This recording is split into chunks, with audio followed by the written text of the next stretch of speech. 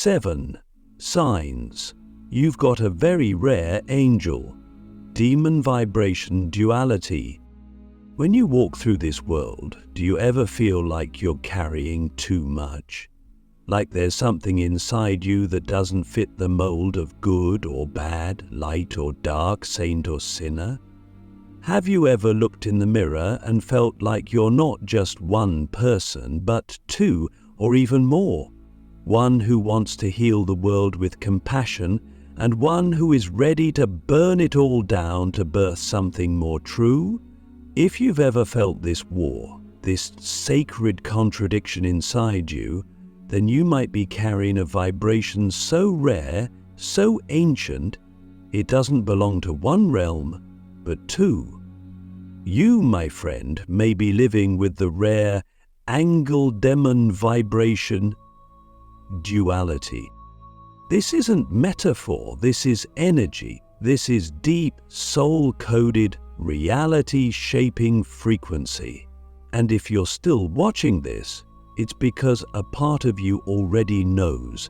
You've felt it in your bones, you've seen it in your dreams, you've acted from it in moments of extreme clarity and extreme chaos. You've tasted the light and the dark, and neither scares you anymore. That alone makes you different.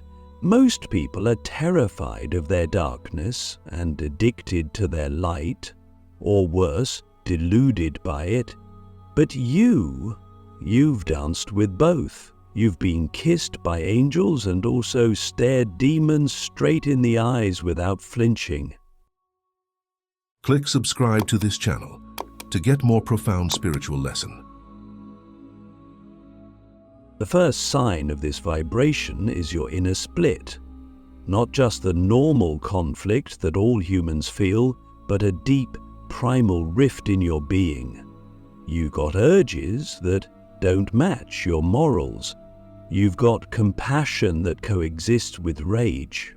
You can love someone so deeply that you die for them, and in the same breath, you could destroy them if they betrayed you. Sound familiar?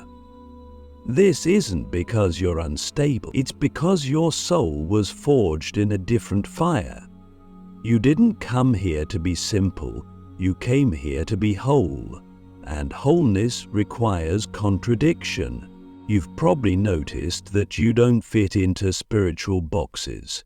You're too raw for the love and light crowd and too conscious for the chaos and power crowd. You're a shapeshifter, a mirror, a disruptor.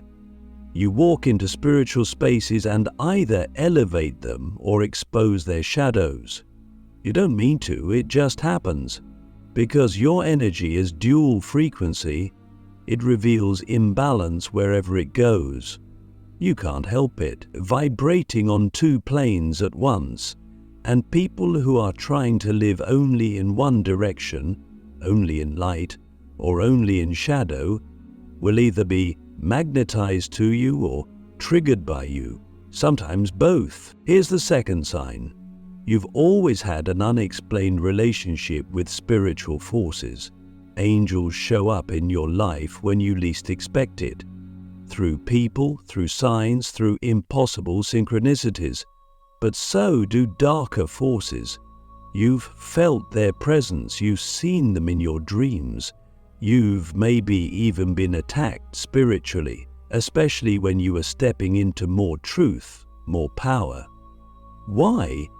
Because you're on both their radars. You hold codes that both realms recognize. You are a threat and a key, a bridge and a gate. And when you start owning that, everything starts to change. Let me ask you something deeper. Have you ever felt like your life was a test? Like you're constantly being watched? Not just by society, but by something beyond. Like every choice you make echoes across timelines. That's not paranoia. That's sensitivity. You're here moving between realms, and every decision you make, every act of love or destruction, every moment of silence or speech, it matters. Not because you're being judged, but because you're one of the few who can actually shift reality. The third sign is your relationship with power. You don't just want influence or attention, you want impact. But here's the twist. Your desire for power doesn't come from ego. It comes from purpose. You feel like you were built for something massive. And yet right beside that desire is a fear. Because you've seen what power does to people. You've seen how it corrupts. You've seen how easy it is to become the very thing you once fought against. And so you live in this tension, wanting to rise, but afraid of what you might become. That fear is sacred. It means you're aware. It means you're ready. Fourth sign. You've been both the villain and the healer in people's stories. You've been the one who saved someone's life and the one who broke someone's illusions, maybe even their heart.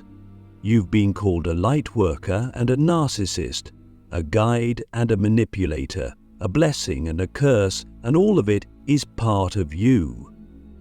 You're not here to be liked, you're here to be real. And realness in a world built on masks will always be misunderstood. But deep down you know, you were never meant to be clean, you were meant to be true. Fifth sign, your emotional range is wild. You can go from serenity to fury in seconds, not because you're unstable, but because your soul holds the bandwidth of both angelic peace and demonic wrath. You feel truths that others avoid. You grieve for things that haven't even happened yet. You laugh at the absurdity of life, even in its darkest moments. That emotional range isn't chaos, it's capacity. The world doesn't need more numb people. It needs people who can hold it all. And you're one of them. Sixth, your intuition cuts through illusion like a blade. You walk into a room and feel the lies before anyone speaks. You sense people's real motives. You dream about what's coming, and then it happens. You've probably tried to doubt yourself in the past, but how many times do your gut feelings have to be right before you finally believe them? You weren't cursed with sensitivity, you were crafted with it. It's your guidance system. It's how the angelic and demonic frequencies in you communicate. Are you listening? And finally, the seventh sign, you felt alone in ways that words can't explain. Not just socially, but spiritually. Like your soul doesn't fully belong in this world. Like you've been walking between realms your whole life. Here's the truth. You have. You're not just human, you're a carrier of codes, a fusion of frequencies, a living paradox. And the moment you stop trying to resolve that paradox and start embodying it, you begin to unlock the reason you came here in the first place. You are not here to choose between your angel and your demon. You're here to unify them, to show the world what it means to be whole, to teach by being. And in the next part, we're going deeper into why this duality is not a mistake. It's an evolutionary design. The divine rift is not your curse. It's your crown. Are you ready to wear it? The divine rift. Why the most powerful souls are torn between light and shadow. There's something sacred about the crack in your soul. Not a flaw, not a wound, but a divine opening, a split that was never meant to be sealed, but embraced. If you got that rare Engeldeman vibration duality, you've likely lived your whole life trying to reconcile two opposing forces inside you. You've wondered, why do I feel so pure one moment and so dangerous the next? Why do I crave peace, yet feel unreasonably alive in chaos? The answer is in the rift. You weren't meant to pick one side, you were meant to hold the tension between the two and become something new. This inner rift, the light and the shadow, the angel and the demon, is not a punishment. It is the mark of a soul that carries spiritual technology far beyond the average human blueprint. Most people are born to learn one archetype, maybe two. You were born to embody the entire spectrum. Light so pure it blinds, darkness so deep it swallows illusion whole. You were never meant to be balanced in the conventional sense. You were meant to burn at both ends and still walk forward with grace. But let's go deeper. The divine rift is not just something you feel, it's something you live. You've likely been through extreme highs and lows. You've been on the mountaintop of spiritual ecstasy and in the pit of psychological hell, sometimes within the same week. You felt the presence of angels during your darkest nights, and you've heard the seductive whisper of shadows even during your most enlightened moments. That's not contradiction, that's integration in progress. The universe is not trying to punish you, it's trying to forge you. You are being sculpted through fire and silence, through love and destruction, through clarity and confusion. The rift inside you is a portal. Every time you fully inhabit one side, angelic compassion, or demonic clarity, you gain a piece of the whole, and the more pieces you collect, the more powerful your presence becomes, not because you're perfect, but because you're whole. And wholeness is magnetic. Wholeness is rare. Wholeness is what wakes others up. Now, I want you to ask yourself something you may have never dared to before. What if I wasn't meant to be understood? What if I was meant to be a living paradox that activates people just by being real? If you've ever felt like no one can truly see all of you, it's because most people are only trained to recognize one frequency at a time. You carry both. And that makes your energy unreadable to those who live in boxes. They'll try to cast you as either a savior or a threat, but you are neither. You are something new, something ancient, something that walks between. This is why your spiritual awakening likely wasn't peaceful. It wasn't soft, it was violent, raw, disruptive, because you weren't just awakening to love, you were awakening to truth, and truth carries a frequency that dissolves everything false, even if it hurts. You may have lost relationships, jobs, identities. You may have burned bridges that you once built with your own hands, and you thought something was wrong with you. But what if that destruction wasn't a breakdown? What if it was a cleansing? The divine rift inside you is meant to birth a new kind of power. A power that doesn't dominate or submit but transforms. A power that can hold a dying friend in silence and also call out lies in a room full of smiling faces. A power that can heal with touch or shatter illusions with a single stare. That's the alchemy of angel-demon duality. You are here to see clearly and love deeply. And sometimes, those are not the same thing. Sometimes love looks like walking away. Sometimes seeing clearly means losing everything you used to believe in, and yet you rise. You always rise. That's another mark of the divine rift. No matter how many times you fall, betray yourself, get consumed by rage or grief, something inside you remembers. Something calls you back to center. It's not your ego, it's your soul. The part of you that was woven from both shadow and light, the part that refuses to choose a side and instead chooses truth, even when it costs you comfort. So, don't be ashamed of your contradictions. Don't try to purify your darkness or dim your light to be accepted. You were never meant to be digestible. You were meant to be transformative, and transformation is messy. It doesn't come wrapped in soft words and angel feathers. Sometimes it comes with fire and fury. And you are the one who can bring both. In the next part, we're going to dive even deeper into the function of this duality. Why you're not just here to survive it, but to wield it. Why your soul was built to go where others cannot and do what others won't. Because only those who carry both heaven and hell can unlock the gates between them, the fire of both worlds. Why you were built to face what others fear. There comes a point on this path, if you're truly carrying the angel-demon vibration, where you realize you don't just feel different from others, you're built different.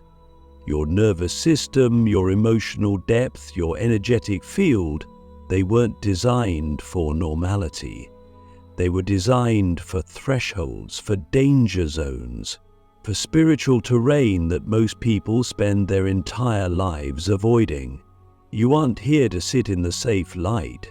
You're here to walk into the shadows, torch in one hand, mirror in the other, and return with truth. Most people look at pain and run. You look at pain and ask, what is this trying to teach me? That's the fire of both worlds. You don't just survive trauma, you alchemize it. You don't just endure chaos, you make order out of it. You don't just confront demons, you negotiate with them. You understand that not all darkness is evil and not all light is safe. That's the kind of wisdom you can't fake.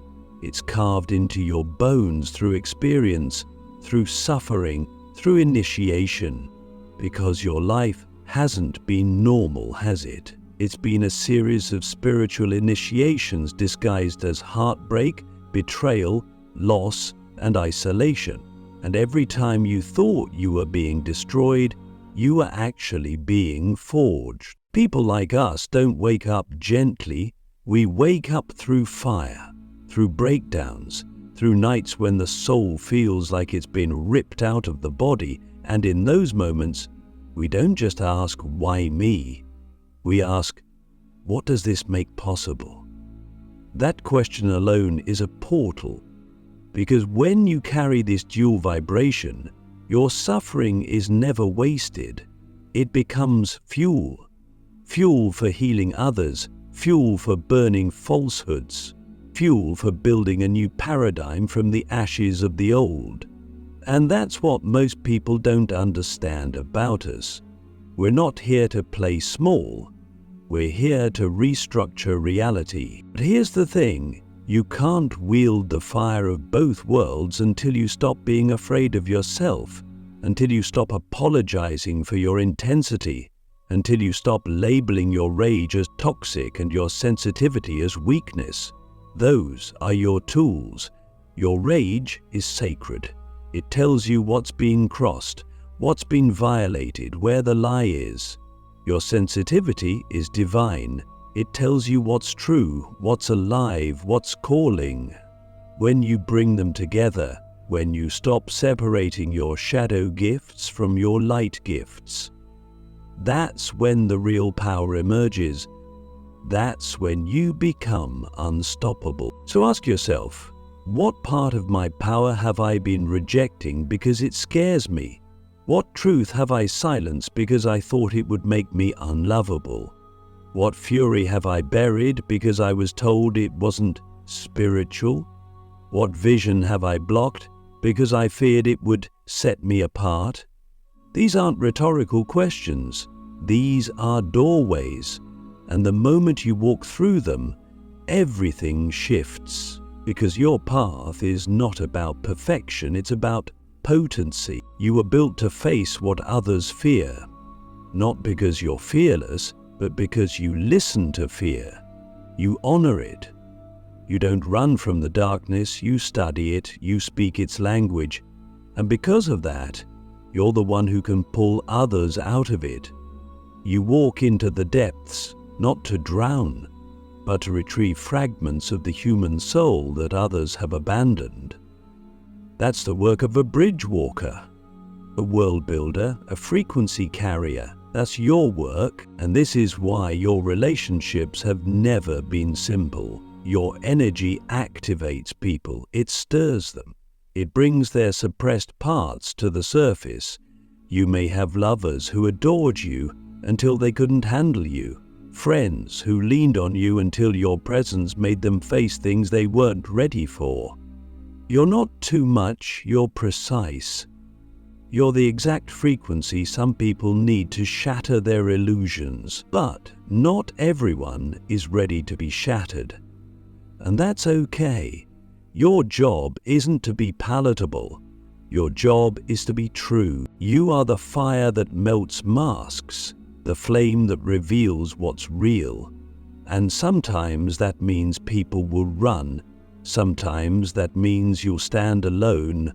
But make no mistake, through your presence something is always shifting. You are leaving trails of awakening wherever you go, not because you preach, but because you burn. You burn with vision, with insight, with an ancient knowing that shatters illusions and cracks hearts open. And you might ask, but where is my place in this world? The answer is, you are the place. You don't fit into old structures because you were born to build new ones. You don't belong in one realm because you embody both.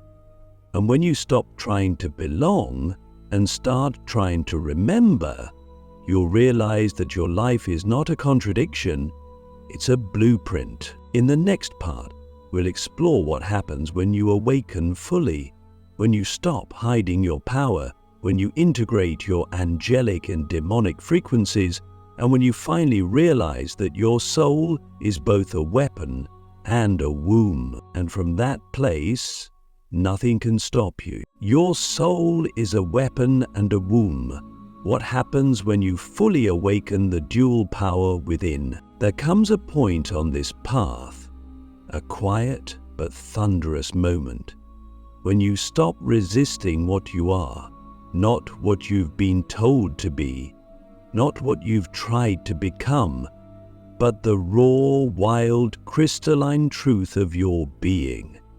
When you carry the Angel Demon vibration, that moment is everything. Because until you stop trying to be one or the other, you are half alive.